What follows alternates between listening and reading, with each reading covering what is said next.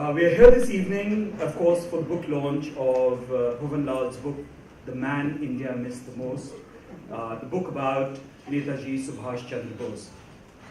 Now, Bhuvan, being involved with the film industry, could not resist, absolutely could not resist, sprinkling the book with every possible reference to a movie, television series, or any historical film that has been made on not just the life of Netaji Bose, but also about the history of the world, the history of the two world wars, the freedom struggle, the kind of liberation movements that were going on around the world.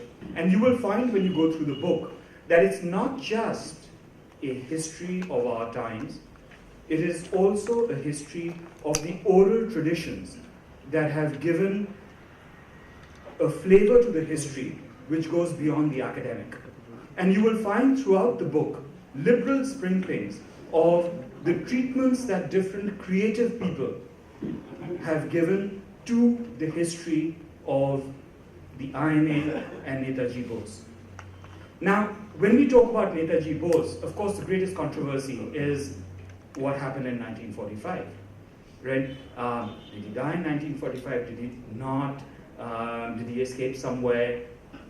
Is he still with us? If he were, he would be 120 years old today, right? So today is the 120th birth anniversary of Netaji Bose, and that is why Bhuvan has chosen this particular day to launch the book. This book is not about the controversy.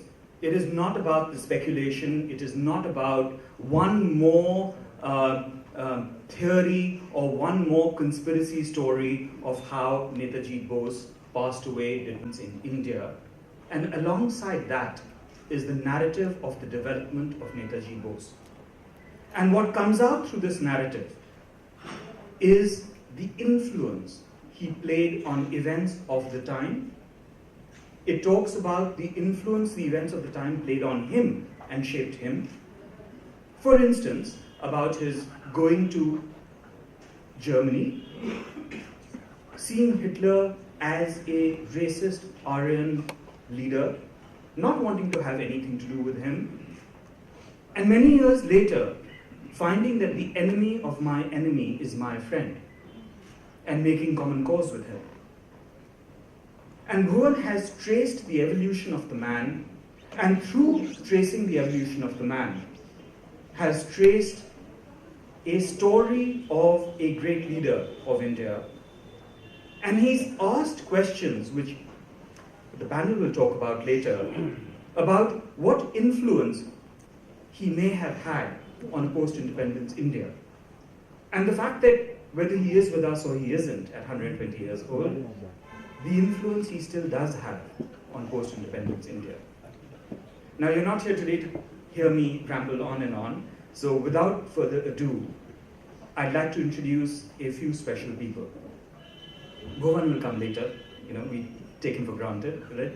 I'd like to introduce a very special gentleman whom all of you know, right? Somebody who's had an iconic film career, right?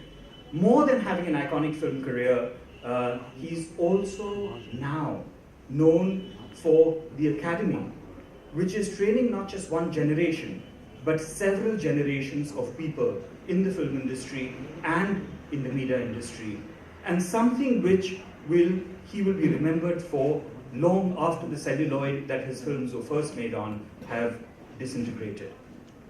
Of course, we're talking about the well-known Subhash Chandra.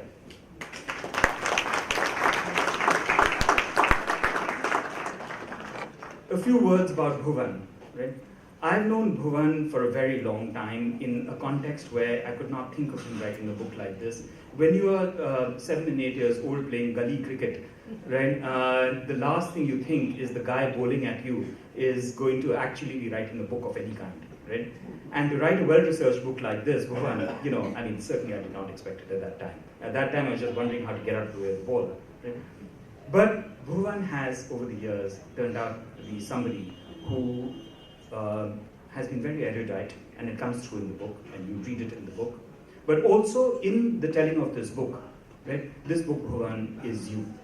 This is not just a telling of Netaji Bose. This book is you.